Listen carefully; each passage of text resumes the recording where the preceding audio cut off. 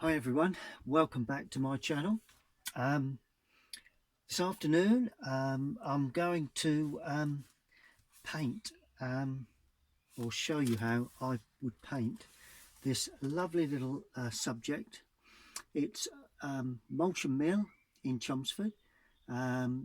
It's on the just down by the River Chelmer, and lovely subject. Did this little pencil sketch some while back, and very much really looking forward to putting it down onto watercolour paper. Little bit of background about the old mill. It stood on the site for over 1,000 years apparently, and it's actually listed in the Domesday Book. It's the original was a wooden structure, and probably built, I think they said around 1819, that sort of thing, size, and varying renovations, extensions, brick extension and what have you over the years. And it was mainly a water mill for the grain, really, that used to come up the Chelmer and the Blackwater, so now it's a local family-run business that actually works from there, and within there is lots of other small businesses in and around the different rooms in the mill, and a very interesting place to go and have a look. Okay, so what I'm going to do, I'm going to attempt to put that down onto watercolour paper.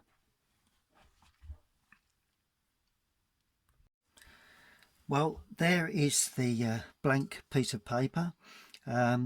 It's quite a large piece. I've done quite a large version of this watercolour. It's actually Canson Vidalon paper, and what I'm going to do, a lot of people say to me, how do you loosen work, how do you make a looser painting? Well, probably it all starts with the drawing. So what I'm going to do, I'm going to use raw sienna with this large rigger that holds plenty of paint, and in actual fact I'm going to put a little bit of burnt sienna with that.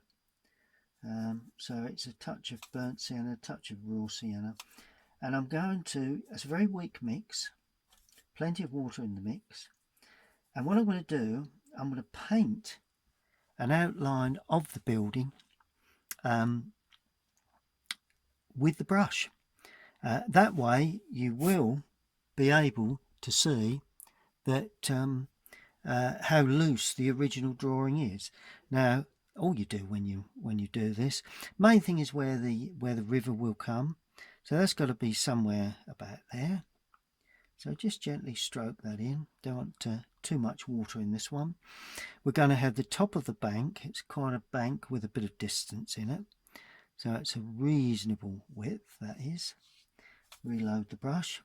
Now I'm going to paint in an idea of where the mill will stand. Well, we're going to have the mill, the corner of the mill. The mill needs to be slightly off centre to the right, you know, overall, and it's quite a tall feature. So I'm doing, it's basically split into 3 sections really. Well, 2 sections, three uprights, and that section is a little more narrow than that one. So that's, I think that's more or less sums it up. Now basically we've got quite an angle to the roof. It's quite sharp, and that would finish right in the center there like that, and that comes down to there. Then this is a little bit lower, not quite as sharp, and that then comes down to there like that. And as you can see, because I'm drawing like this, it's creating somewhat of a more looser feel. And at the moment I'm only doing the main outline edges of the build until I get the shape right. We've also got an area there.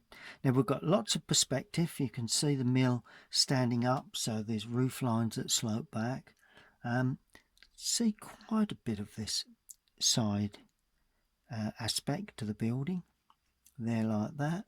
And then we have that slope, similar sort of shape, angle, similar sort of angle. Good. So that's that.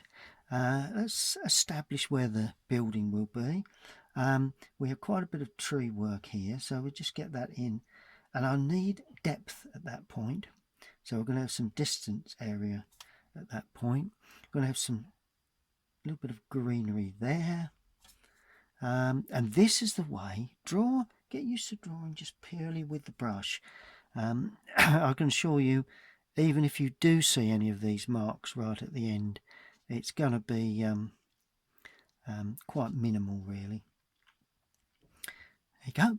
And we're going to have another tree there, so let's just put that in there like that. Okay, now plenty of water, bit of raw sienna, a bit of burnt sienna. We do have a little area that extends where presumably the grain used to be hauled up onto the top of the building. That's it, like that, and like that. So that comes down there, that would be there. So it's like a little smaller gantry area that is quite a feature of these old mills. That goes at that sort of angle, and we do have I suppose it's like an air ventilation sort of area, the top there.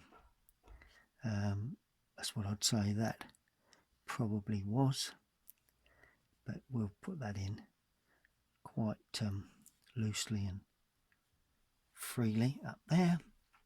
Now we have windows. Now when you put windows in, you just count them. Now I've got 1, 2, 3, 4, 5, so that's easy enough. We've got a window in the centre, a bit more colour into that, right? And you've got 2 each side, 1, 2, 1, 2. So that's not difficult to do. And then we've got another set of windows there. There are some more windows there. And that's all you need to do for your windows. There's a window in that little area, and a little window there. You've got a white door there that comes down to there. Then you've got another door there, comes down to there, and of course you've got another one in the lower area. Some of this mill, it stands higher than it actually looks because it's tucked down behind the foliage in the foreground. That's all you've got to do. There's a window that side, window that side, window there, window there, a window there, and a window there. Quite a wide window. Now these initial washers will not make any difference to the overall outcome, providing you keep enough water in the mix. No reason why this should affect the final outcome. You've got sort of 2 windows there. Well, it's almost one really. Oh, there's a door there, and you've got a window there and a window there, not quite as big as that. And you've got another one there, another one there, a little bit lower, a bit of perspective coming through there. And you do have a sort of a gantry area on the front there, which is the fire escape. Obviously in its day never was there on the original building, but it's had to be added for health and safety reasons at this time. So that's that, and that's all you need to do. and then you need to allow that to completely dry.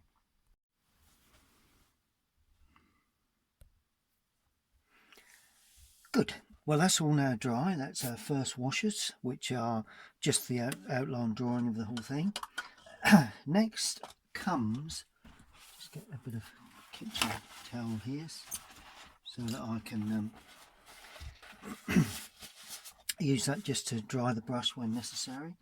Right, the next thing I'm going to do is the sky. Now, because I haven't got a great deal of sky in this one, I'm going to treat it without too much interest. I'm going to have the light coming from the right, so that edge, that and that gantry that stands out will all have a shadow. Other than that, the front of the building will be in sunlight.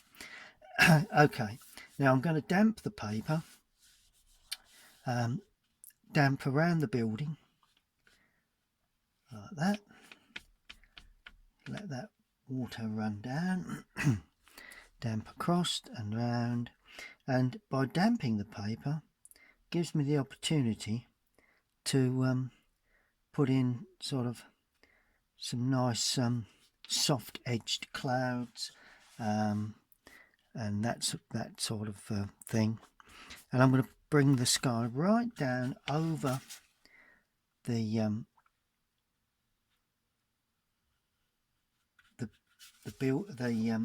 trees and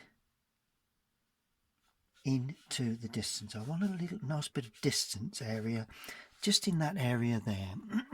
It gives depth to the whole picture. Wouldn't want it there because that would pull the eye out of the picture. You need the eye to run down into the picture.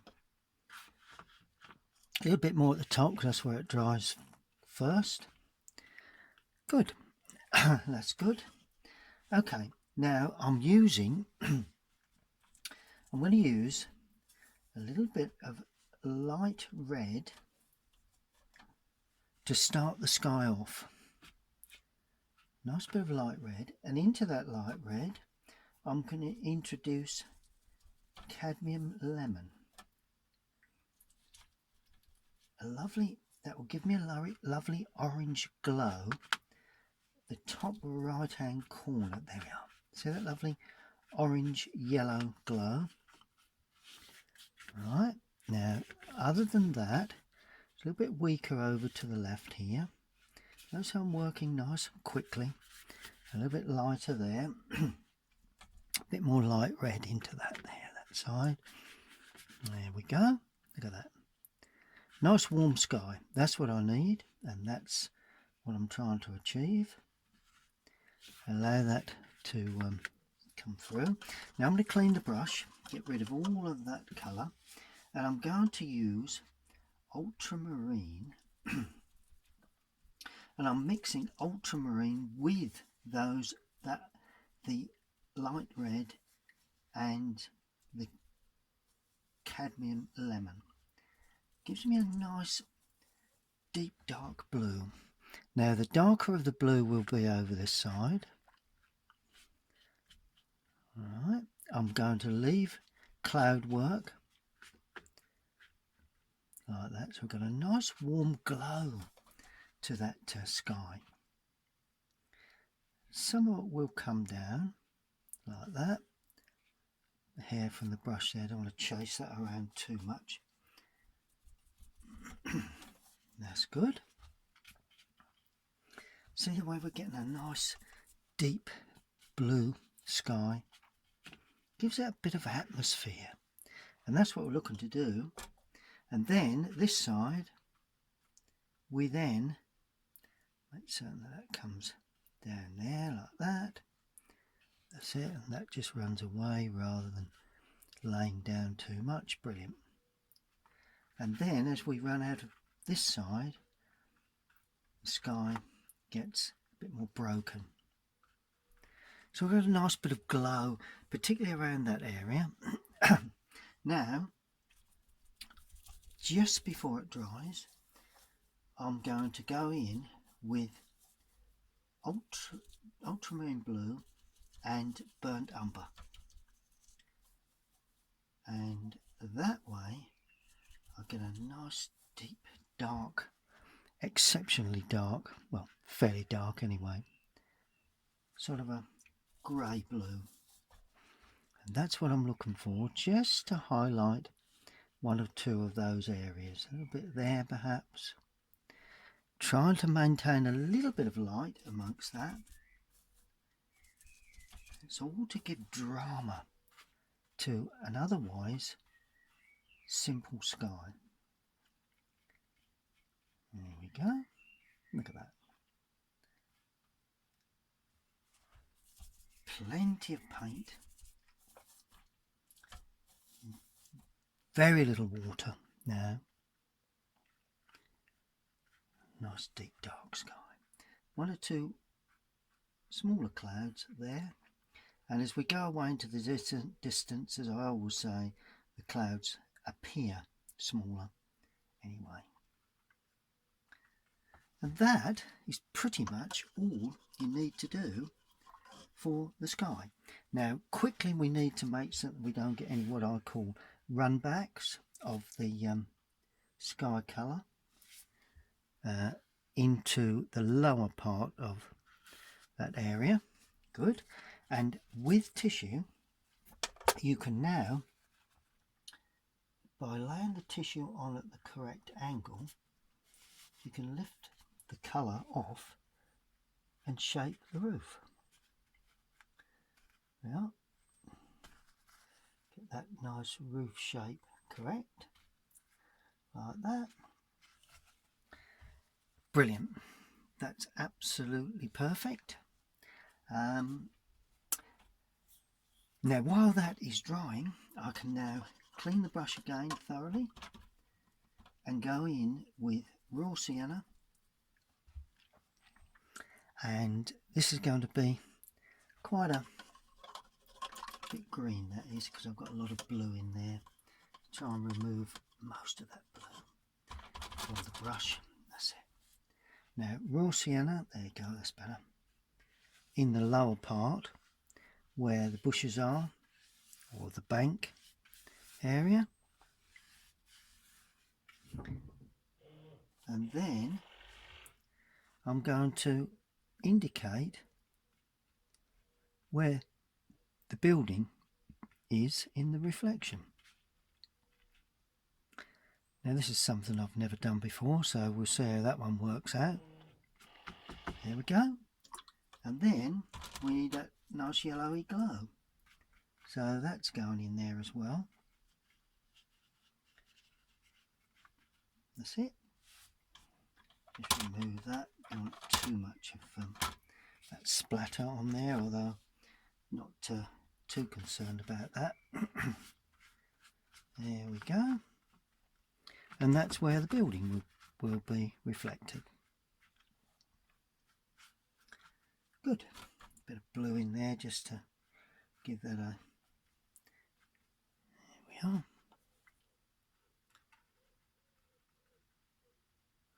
Good.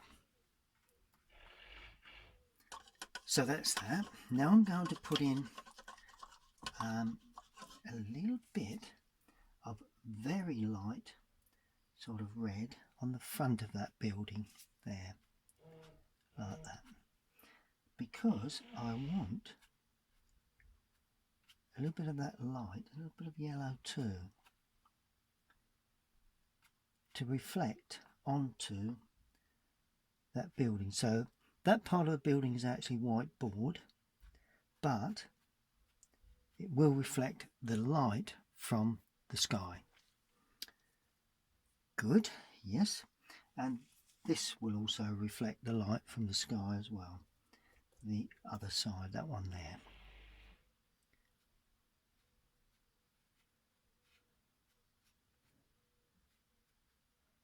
There we go, and a little bit from that. As you can see, gradually building up a very loose impression of this lovely old building. Mop away at the base just to make certain that doesn't get Good.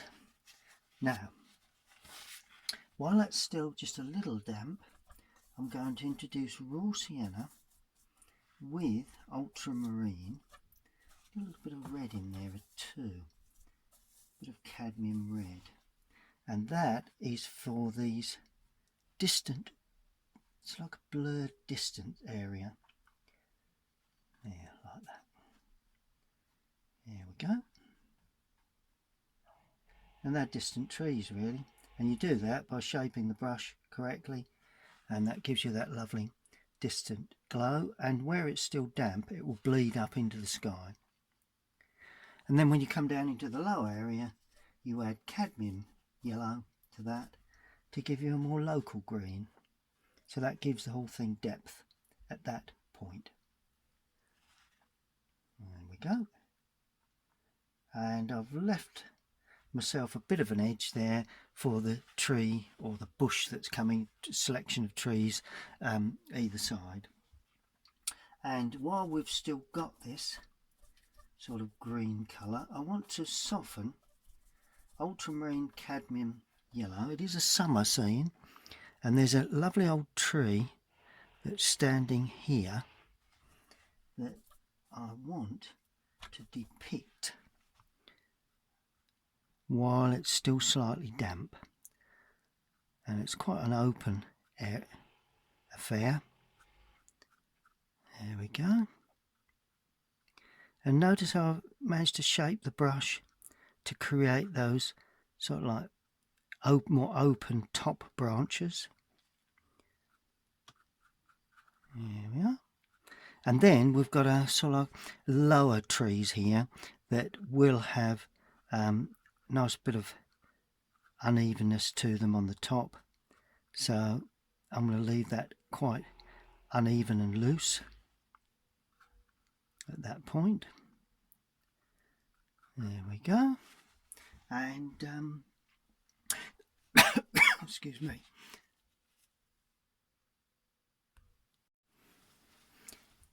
Well, that's the basic sky in, with a little bit of distance there, a little bit of feeling of distant trees there. So we've got plenty of depth, bringing the building forward, much closer to us. Now I'm going to paint in the roof. Now on the left hand side, it's away from the light, so that is going to be quite dark. Going to use ultramarine. And I'm using a flat brush this time, and I can get the corners of the building. Ultramarine, and I'm going to use, on a slate colour, I'm going to use cadmium red. That will give me a nice dark slate colour. Don't want to be too dark, I suppose, but dark blue slate colour. That's what I'm looking for.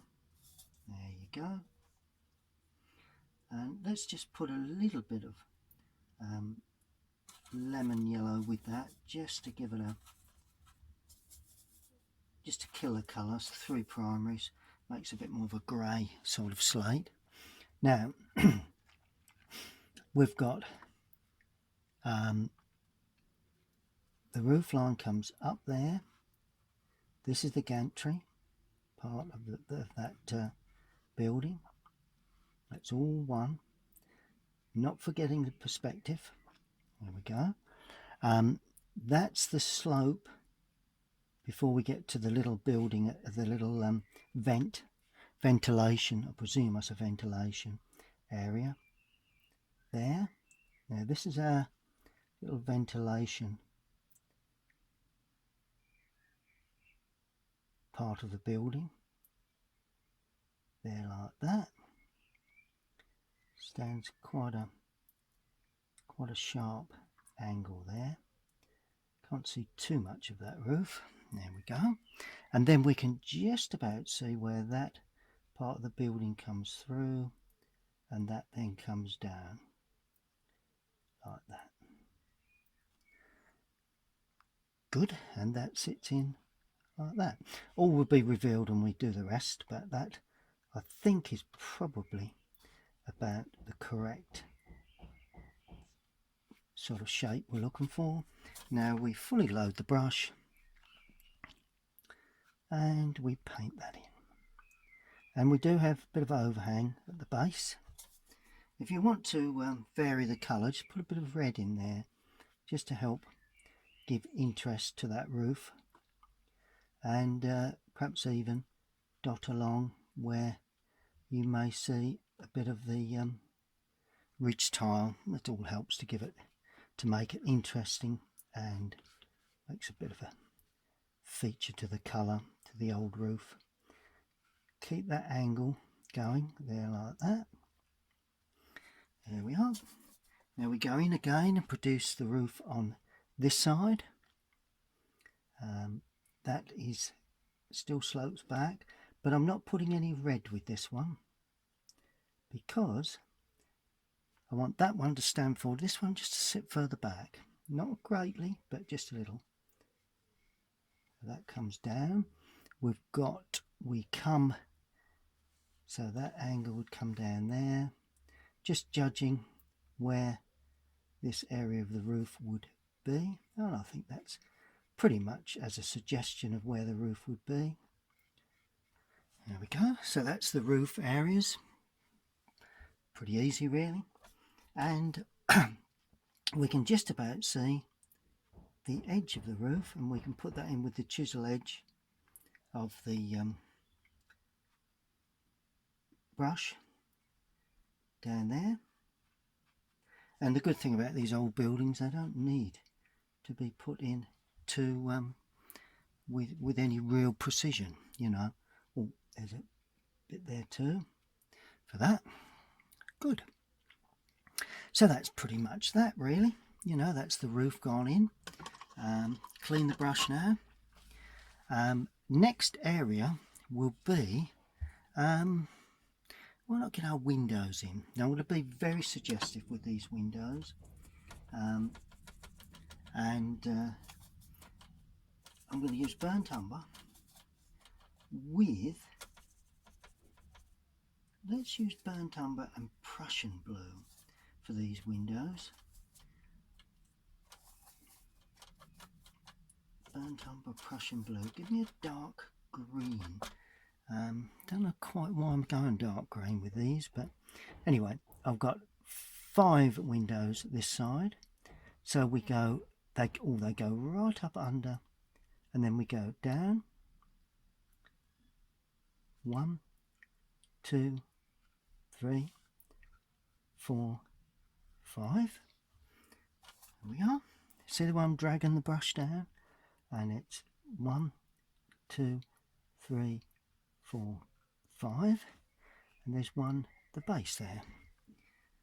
Quite simply. Now the windows at the front will have a bit of that sky colour showing, so I'm just using ultramarine for this with a touch of burnt umber in there. And we have a window there like that. We have a slightly arched window. These are number 1 and number 2, number 3, number 4, number 5, and I don't think that's even the ground floor. I think it goes beyond that. And a little more blue now for these ones against the white. Here we go. This one comes somewhere there. It's more or less a double window really. And that one comes there. And because we've got that warm colour, that shows up in amongst the window area. That's pretty easy thing to do really, you know. And there is a small window there as well to the side of that gantry.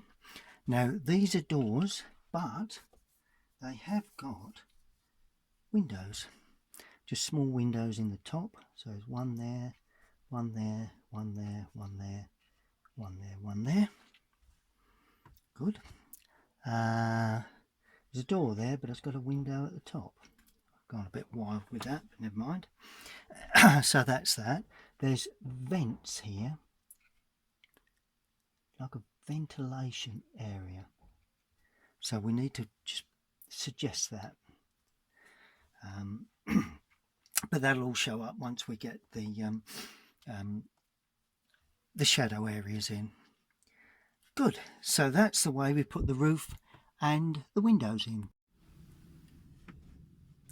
Good. Well, that's the way you loosen your buildings up in the initial stage of painting. Now we'll start putting a bit of tree work either side and try and pull, at least the top 2/3 together. I'm going to use a flat again for this, that 1/2 inch flat, just to give a different effect really. Now this side I'm going to use cadmium, and let's use lemon yellow as well in there, so we get a bit of an orange glow to the tops of these trees.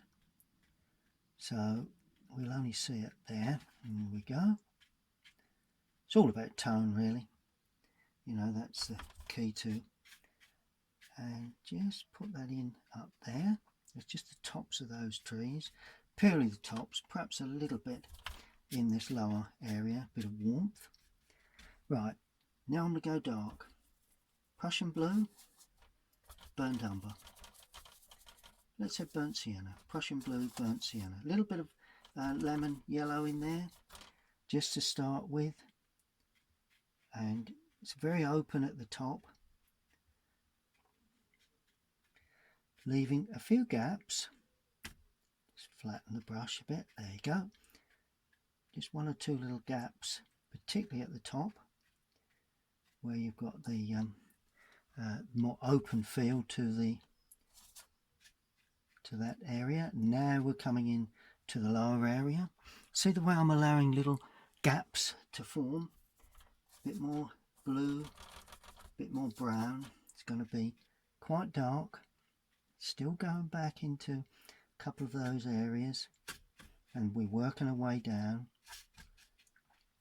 And along the bottom edge, the field that runs up to there, very light. So once we come to the bottom edge, we need to be aware that let's have a think about this. There we go. 1 or 2 little open areas at the top, just to give a feel of branches.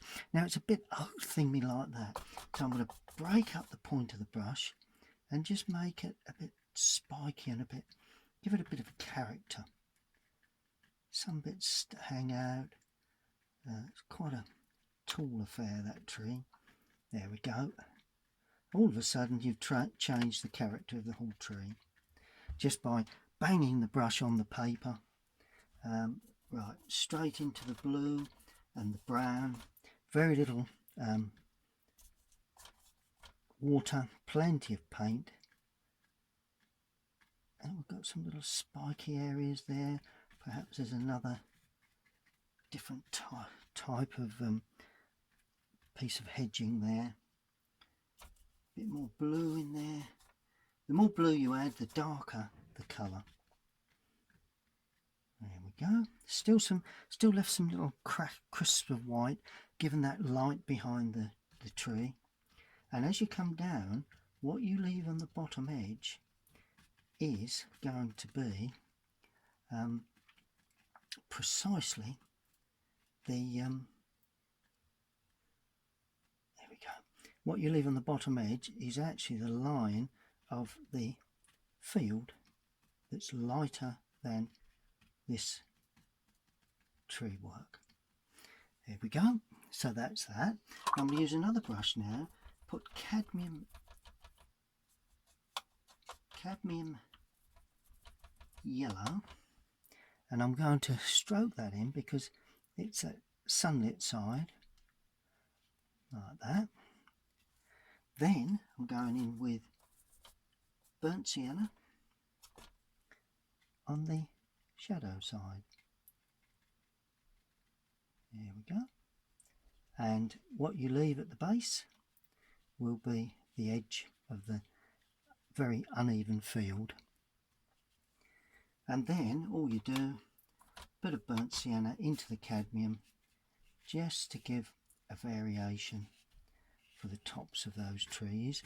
Now there is a typical example. Let's use a little bit of lemon front of that building. There we go, that's good. And we're using the flat again just to try and give a bit of variety. There we go. And then all of a sudden we'll go light again, or relatively light. And some of these darker bushes actually stand up, you know, and that one comes up quite high and it's quite open at that point. It's open there as well. There we go. So we vary it. That's the key. Really is a key to the whole picture. Cadmium yellow with the flat again. Little bit of cadmium.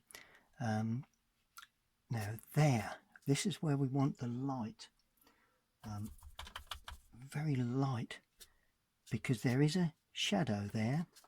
That area of the building is all in shadow, so we need some crisp light that's on these trees but not on the building.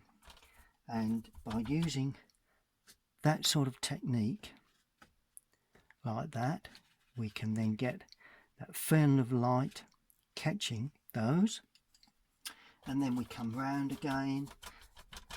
We're using a little more cadmium, little cadmium into the, but I'm just gradually trying to vary the mix. Now into that I'm using a bit of burnt sienna, very dry as well, just so as we get a bit of texture along the base of that building. There we go. Now I'm going to go considerably lighter with these trees, or this hedge work, because that's in front of the very dark building. A little bit of texture. It's all about texture and shape, really. Very light, don't be too light there, but, and then we just come down like that. There we go. Take a bit off the brush, just shape it, balance it out. There we are. And that then runs out of picture to the right. Now you can kill some of that at some point with shadow, but at this stage I think that works pretty well. Yep, we'll allow that to dry. Right, just beginning to dry now. So now I'm looking at trying to send the eye towards that opening. So to do that we use a very, very weak and watery cadmium yellow.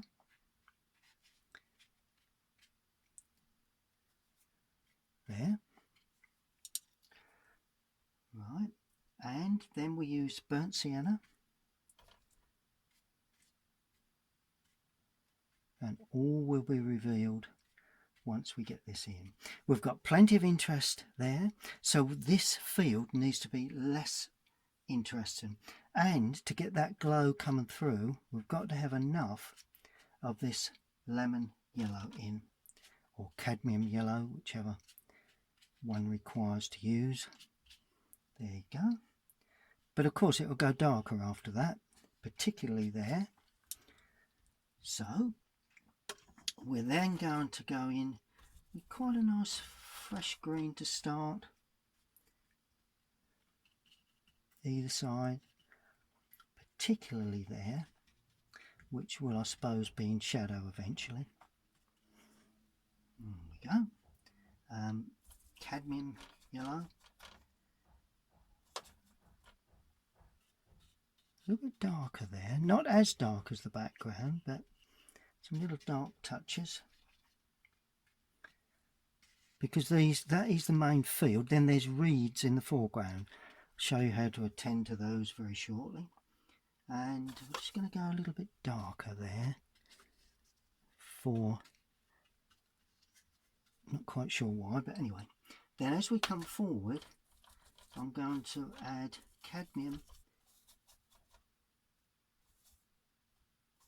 with burnt sienna and a touch of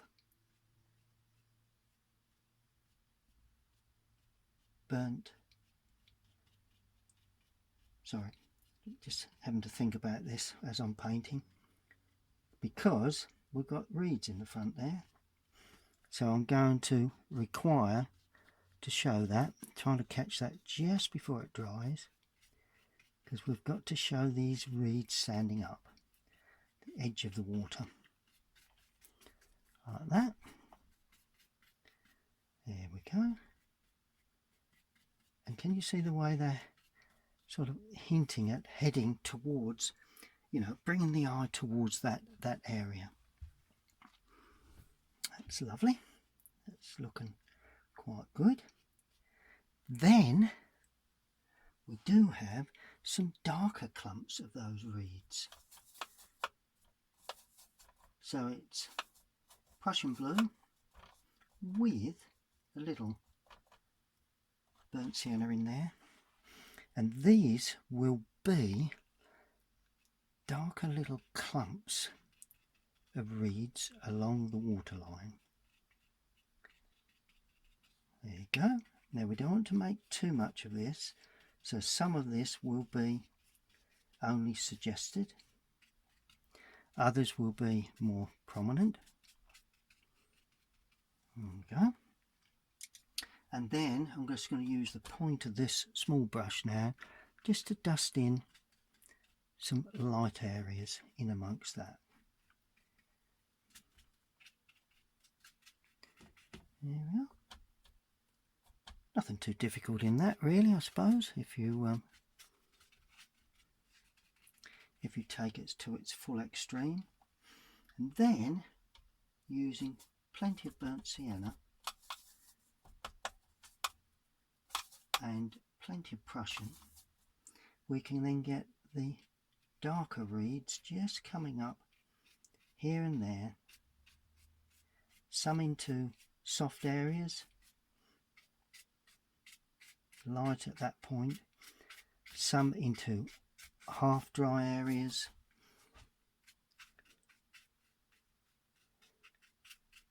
some higher, some lower, plenty of dark area there. That's good. And then along the base we have burnt sienna, because quite often along these base here you get, it's like a dry muddy area along the base of these canals. It's the canal or the river that runs to Moulsham at that point. There we go. And that is the next stage of that we've created a riverbank.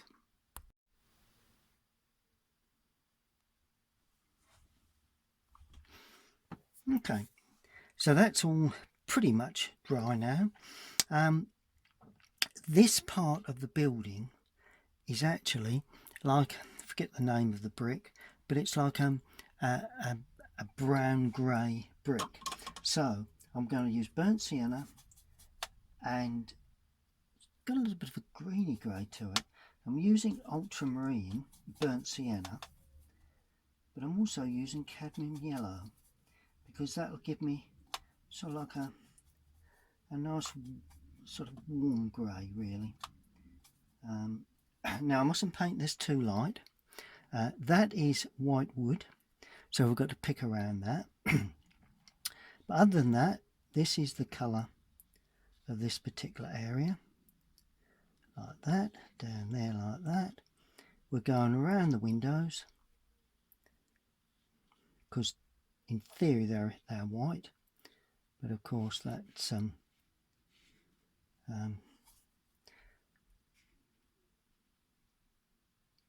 cannot really be seen as such.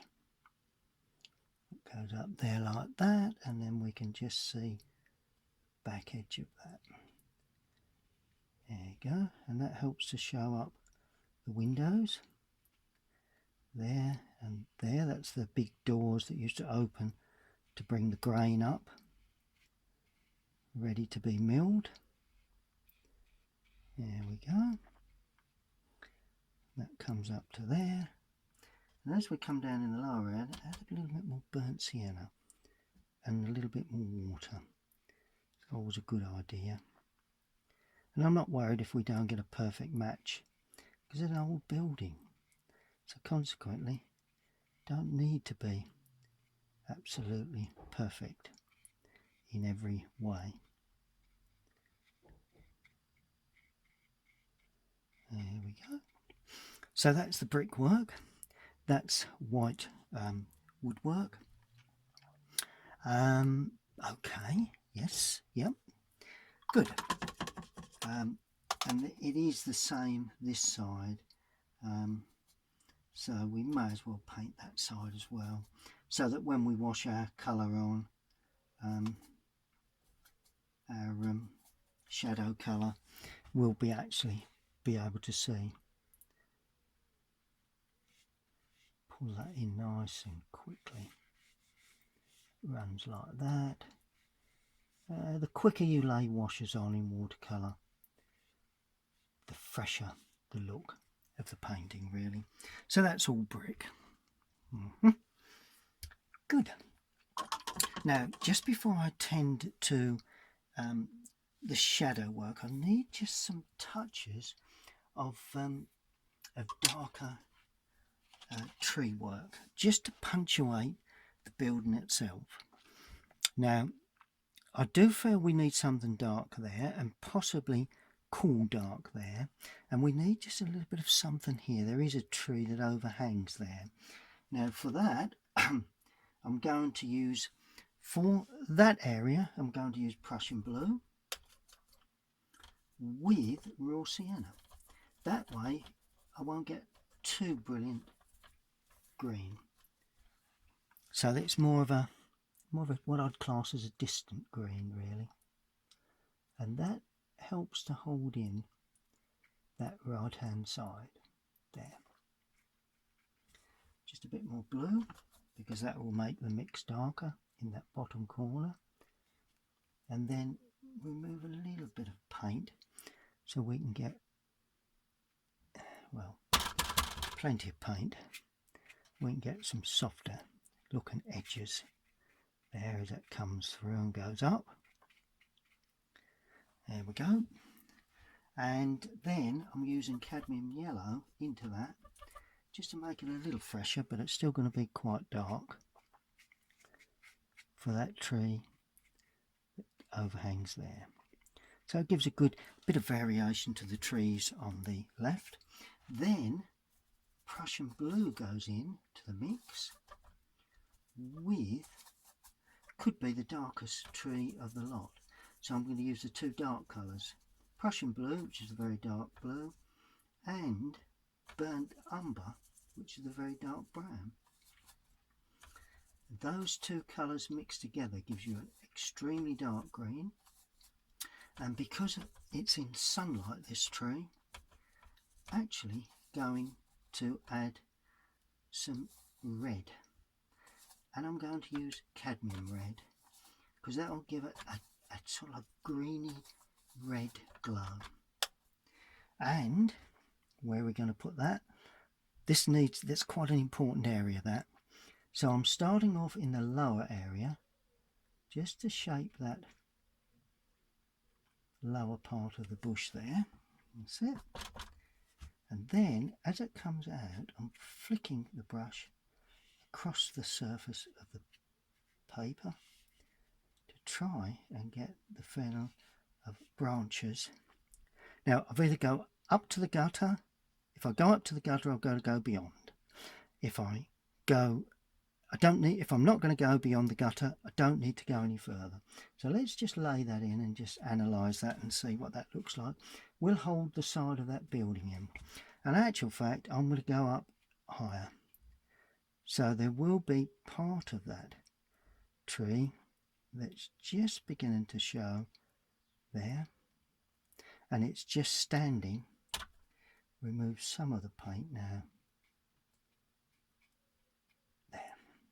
There we are, a bit open in places, and that gives that corner of that build a real bit of punch. Always a good thing to do with these subjects. Good. Now, where do we go? Well, I think that's pretty much shadow time, really. Good. Now I'm going to use that long rigger for my shadows, and my shadows will be ultramarine blue and alizarin crimson. There we go. Ultramarine blue and alizarin crimson. And I'm going to add a bit of raw sienna to that, just to give that a slightly greeny grey sort of colour, because I think that's the sort of colour we're looking for, really, in like a purpley shadow, rather than too blue. Anyway, let's see how we go with this. Good. Now, where would we see these shadows? Well, let's just make these shadows transparent, so not too dark. Now, this gantry, this area of gantry there, actually stands away like that. Okay. Then we can then see, just slope back across, and we can just see that sloping up there. There we go. So that's that. Actually brings it away very nicely. Then there is quite a deep shadow from the overhang of those tiles there. Another deep shadow there from the overhang of the tiles. Always a good thing to do. Another deep shadow there from the overhang of the tiles, and there will probably be none on the other side. There is just a whiteboard with some little suggestions of objects standing out anyway. Now, a bit more water, and we're going to paint this back edge of the building in, and we're going to run that in very quickly. We're not going to disturb the underpainting. That is now in shadow, allowing that to dry, being aware that the hedging in front of that is actually in sunlight. Good, that's looking good. Then we're going to shadow that side there and down the inside of that overhang. Yep, it's looking good to me. Now, windows. Okay, we're going to have shadow across the top, down the right, across the top and down the right, across the top, sorry, down the left. Getting muddled with me left and rights here. And these are straight topped, like that, and across the top.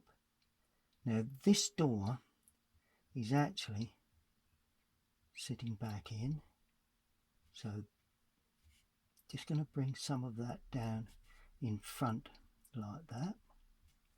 So that gives a real sense of windows that are very, very sort of dark and got plenty of sunlight on there.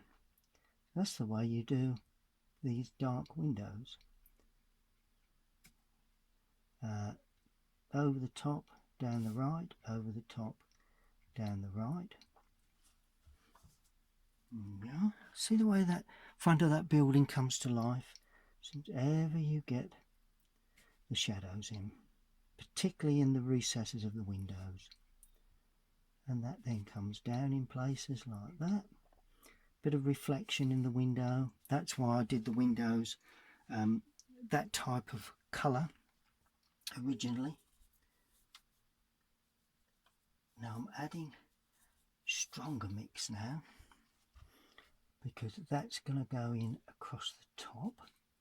Once it dries, it will dry up considerably lighter. Now there is a shadow on the overhang of that door, but there's no reflection in that. So that's the door and the reveal. There we go. So all of a sudden the front of that build really comes to light. Yep, that's looking good to me. Now we do have a gantry here, and I've left that right until the end because I'll just draw that in with the rigger. Right, now we're going in with some very strong paint to create these windows within the shadow area. Now it looks quite dark, but once it dries, it will dry several tones lighter. But this is the way you produce loose building paintings. There you go. And vary the brush strokes. That's, that's the key to give a bit of variety. There we are. Once that dries, that'll dry back quite nicely. Probably getting a bit of glare from the glass at the from the light at the moment, and I'm going to just put a little bit more water with that, and I'm creating a secondary shadow that's running like that from the there. So that creates a secondary shadow. Now it's a common thing that us artists use to create a really sort of like a sunlit side, a strong dark shadow, then an area that's not in full shadow but it's not in full sunlight. Okay, so that's that. There is a window there which needs to be suggested. Now we're going in again with that to suggest that there's a strong sunlight there. Then the shadow from that, a secondary shadow, will be swept across and down like that.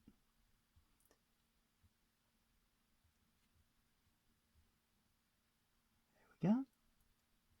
And that's the shadow from that gantry at the top.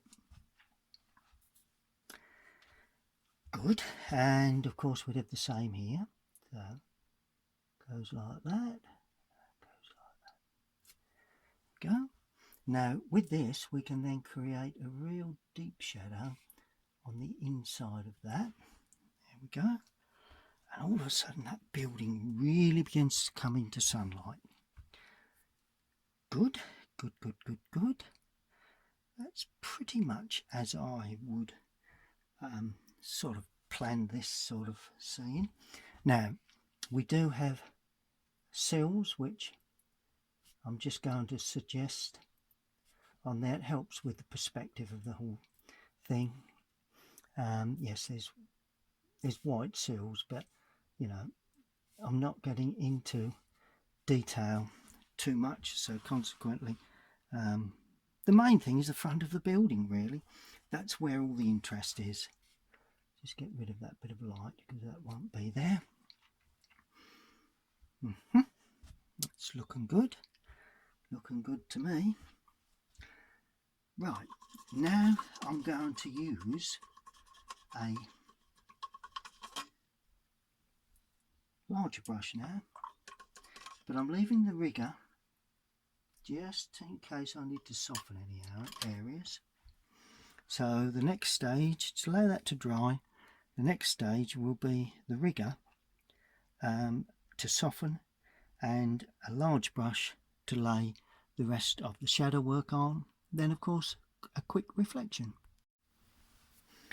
Okay, well, as I said, there is what I class as a fire exit structure here. I think to bring it up to sort of modern day feel, I think I will add that.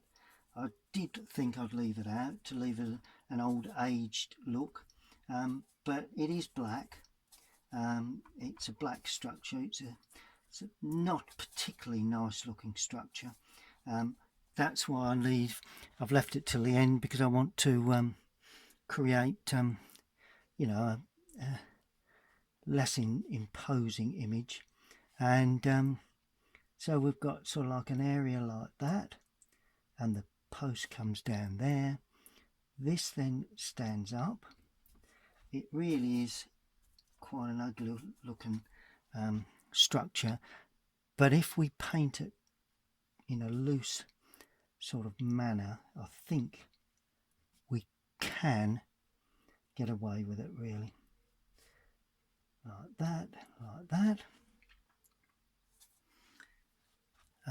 It doesn't disturb the front of the build too much, I don't think, in relationship to everything else. We've just got those bits coming down. We've got the back edge of that there. You know, not too much to really be concerned about, I don't think. There we go. And that then sits back there like that. So that, I think, is good enough for what we need for that. And finally, that will obviously have its own shadow that we'll be putting, as I say, fairly loosely and freely. Going to have sort of like a bit of shadow like that coming across there, a little bit underneath like that, but not too much, just quite an uneven sort of shadow feel onto the wall itself. Good, I think that's sufficient just to show up that bit of interest, and you know, it is architecture after all, although it's quite ugly architecture in today's world. You get these health and safety things. Right, now it's shadow for the rest of the foreground. What do we use? Same colour as I've used for the building, or do we go dark green, or do we have a mix? Well, I'm actually going to use Prussian blue with alizarin crimson. So I've got a bit of a greeny blue, so I've compromised really, and that gives me a slightly different green shadow colour. Now, where are we going to put that? Now, this is crucial to create atmosphere. We want all the light to be around that area. Okay, well, the first place we need to stroke some in here, because that tree will have shadow on in places. It'll be quite dark in that lower area, and I can use my other brush just to soften one or two edges, particularly the tops edges of those shadow areas.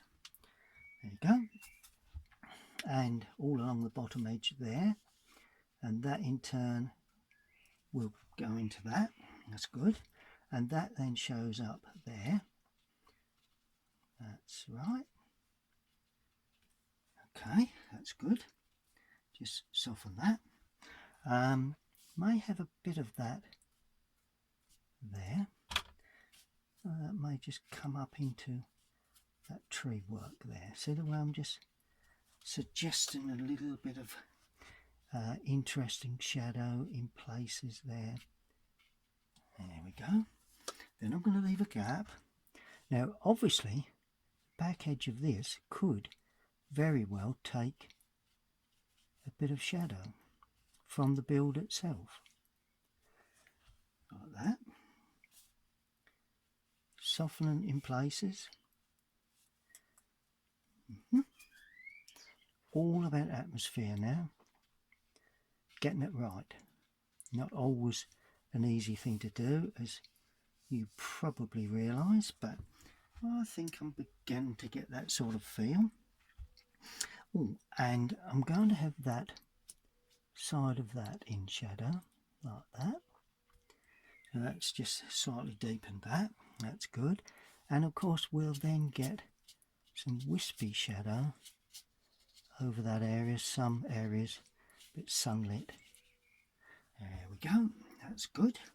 Now this, a bit more Prussian in this, because I'm going to create shadow, and these are more cloud shadow or casting shadow. Now that tree could quite easily, with a lower sun, be casting a shadow across this sort of area. So a wide area of damp paper, and then just pull that across into it like that. So you get a soft edge, creating an atmospheric feel to that that area there, and it still maintains that green glow. Okay, so that's good. Now I'm going to damp that area like that, and I'm going to use Prussian blue, a little bit of mainly Prussian blue there. There we go, lovely and dark, and justify that by softening in the lower area and just pulling that across to give a nice sort of soft feel to that shadow. Lovely. And then finally I need just to cut out that bit of sunlight there, and that will then run into there like that, and that will then stand up, leaving the light areas of reeds poking up into sunlight. So a little bit of light there. There we go, that's good. So all of a sudden we've got lights against darks, darks against lights, nice bit of warmth to the whole picture. Good, good, good. Okay, now in the foreground I'm going to pick up a dark green, so that's going to be a little bit of cadmium, a bit of burnt umber, and plenty of Prussian blue. These are reeds into the foreground, and the way to show light there is to have a dark reed bed springing up in places there. Now I'm not going to do too much to this. Some of that is going to be softened in the lower area, because that's all in shadow in places anyway, like that. Then we're going to have a bit more blue, so a little bit darker now, little touches there. I've already started that, so that can come through like that.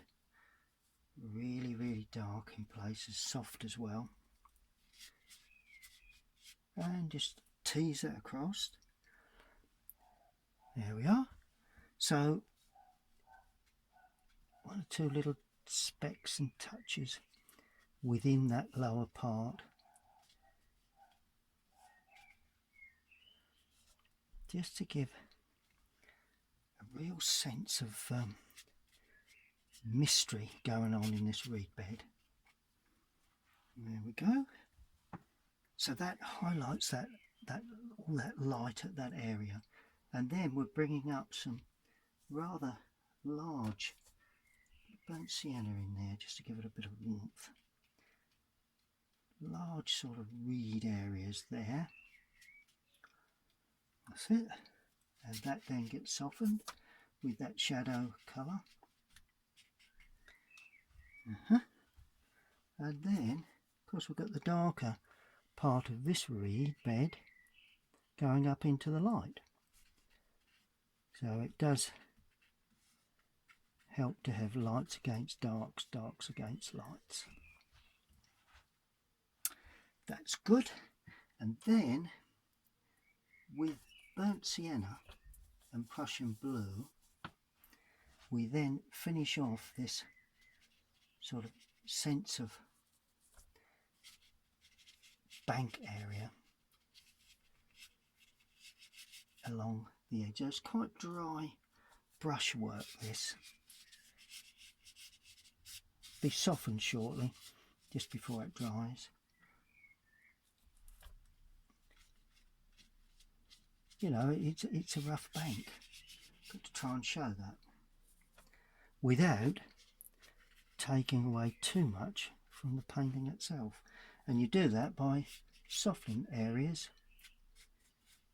up into the bank with a slightly damp brush. There we are, a bit of texture. That's good. Brilliant. So we'll allow that to completely dry.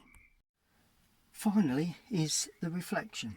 Now I'm going to damp the water only. Already got a bit of colour on there, so you can begin to see where the reflections are coming, and I've run up into that slightly damp brown that I had.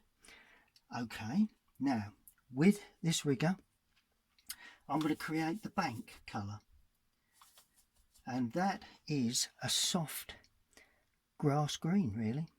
So all you do, you just pull down like that.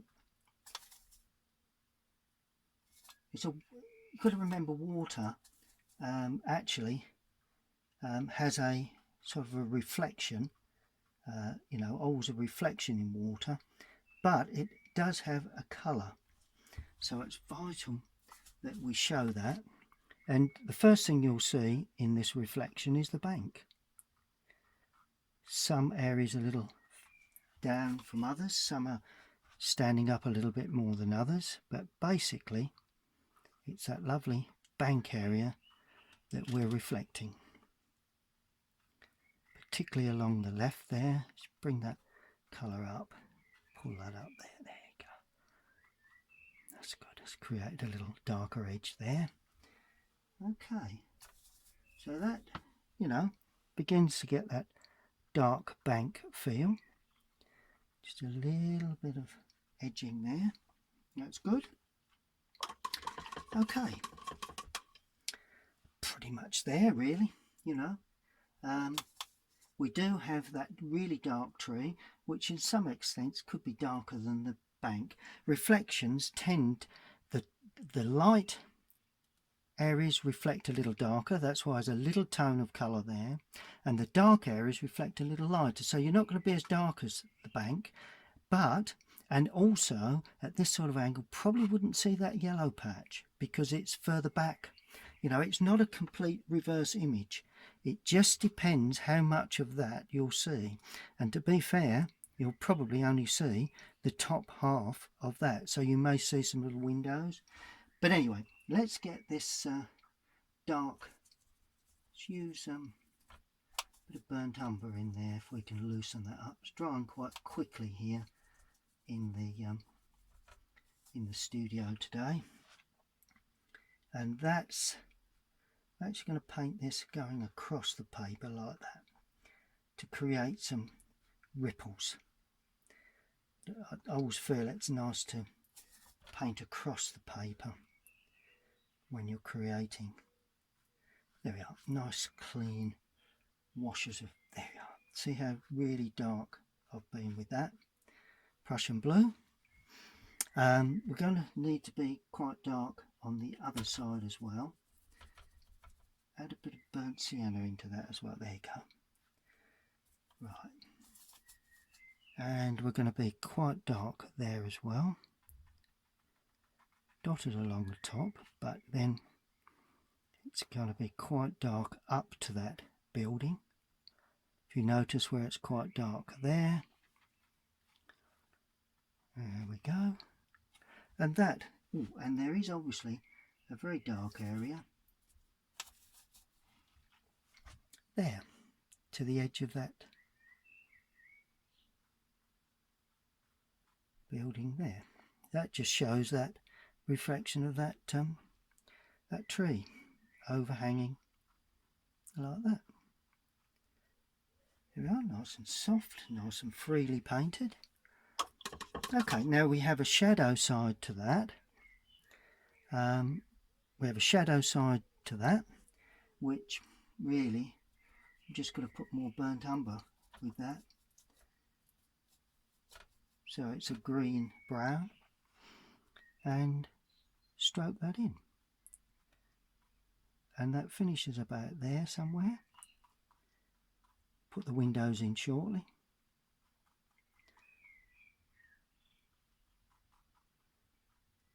There we go. So that's that part of the building in reflection. And then that area will be almost red. It won't be very, very dark, but I'm adding a little bit of a light red to that. So that's that area there. Just pull across, shall we? Just helps to give a film of water as a reflection. That is more or less white, so we're happy with that. And then I'm going to use burnt umber to produce the windows. Now, not really sure what windows we can see really, but I'm just suggesting while it's still damp. There we go. And we're going to have like that door there. Probably won't see the gantry, it's more top of the roof really. And we're going to have a window there, door there, window there. Oh, it was nice just to suggest these in a reflection, but in the whole scheme of things it's not going to make or break the picture in any way, shape or form.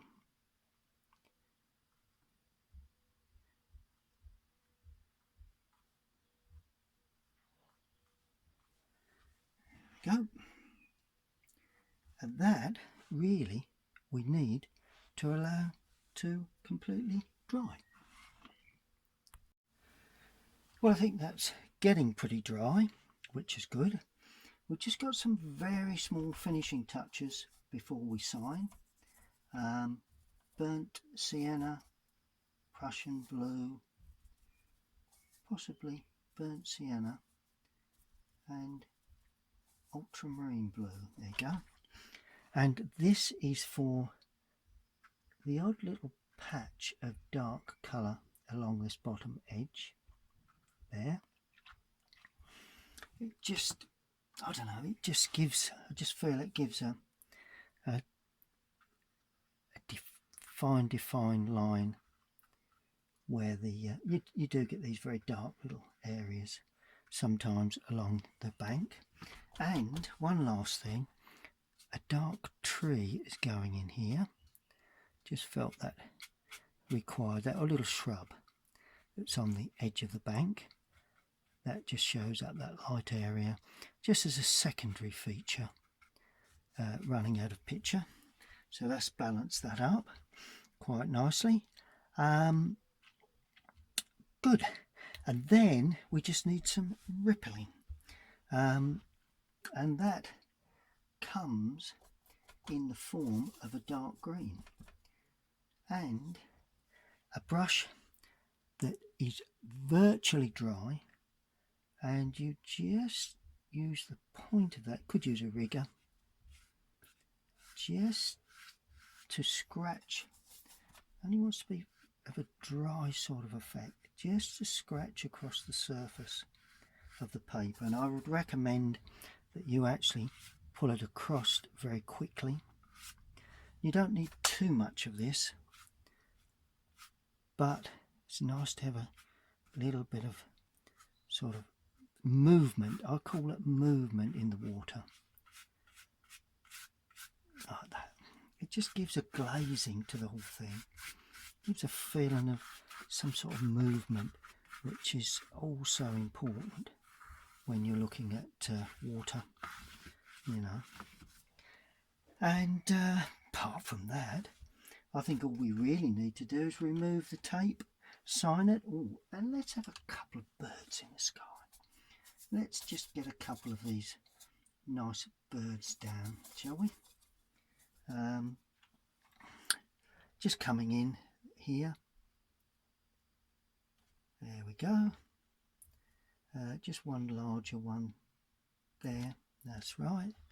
And we'll pick up a smaller one there and a small one there. Just some birds coming in, probably flying from that tree or whatever. And we do need to sign it. Sign it quite dark. I'm signing in this bottom right hand corner. There we go. In the paint that I used. And that is that. Now this is the fun part. When we finally remove the tape, we'll then see how good or how bad our work is. Because while the tape's there, you can never tell exactly, because you haven't got a map as such. So that's that.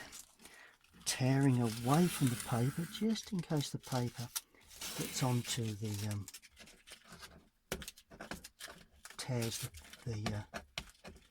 the tape tears the paper. Pull that there, pull that through, round the corner,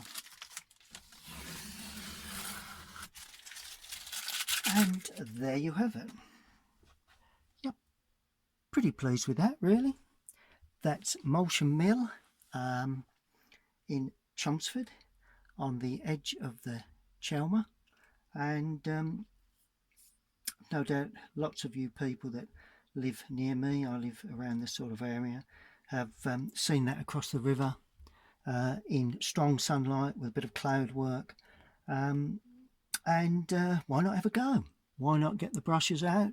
And you've got the stages there, and if you do, enjoy your painting, and please send me any images that that you do, because I'd like to see, you know, how you actually treat this sort of scene, and that's at, you can email them, Facebook, I'm on all the internet platforms, or you can, the email is colinsteedart@aol.co.uk.